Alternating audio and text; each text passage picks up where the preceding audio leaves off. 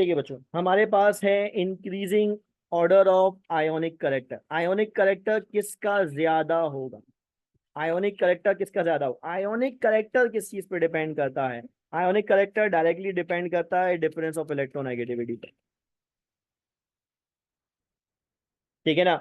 Ionic character depend करता है directly difference of electronegativity पर। ठीक है ना? मेटल और नॉन मेटल में आयोनिक बॉन्ड बनता है। मेटल और नॉन मेटल में आयोनिक बॉन्ड बनता है। यहाँ पे फॉर द सेम हैलोजन है ना? यहाँ पे हमारे पास क्या है? For the same halogen, halogen same है हमारे पास।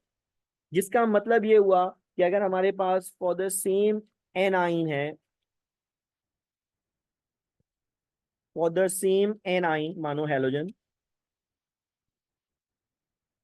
ठीक है ना? हैलोजन अगर सेम है तो down the group difference of electronegativity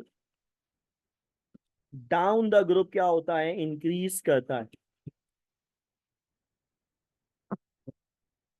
for the same halogen difference of electronegativity down the group क्या होता है? कम होता है। यानी मैं मेटल के ऊपर बेस कर रहा हूँ। ठीक है ना? मैं मेटल के ऊपर बेस कर रहा हूँ। अब बेरिलियम, मैग्नीशियम, कैल्शियम, बेरियम वगैरह के अंदर डाउन द ग्रुप क्या होगा? हैलोजन तो सेम है, डाउन द ग्रुप इलेक्ट्रोनेगेटिविटी का डिफरेंस क्या होता चला जाता है? बढ़ता जाता है। डिफरेंस ऑफ इलेक्ट्रोनेगेटिविटी जितना ज्यादा होगा आयोनिक करेक्टर उतना ज्यादा होगा, है ना? आयोनिक करेक्टर उतना ज्यादा होगा। मानो हम इसको इस तरह भी कह सकते हैं, for metals ionic character inversely proportional to electronegativity है। इलेक्ट्रोनेगेटिविटी जितनी कम होगी मेटल्स की, आयोनिक करेक्टर उतना ज्यादा होगा, उसके कंपाउंड्स का आयोनिक करेक्टर उतना ज्यादा होगा। अब क्योंकि डाउन द ग्रुप इलेक्ट्रोनेगेटिविटी कम होती है तो डिफरेंस ऑफ इलेक्ट्रोनेगेटिविटी बढ़ जाएगा।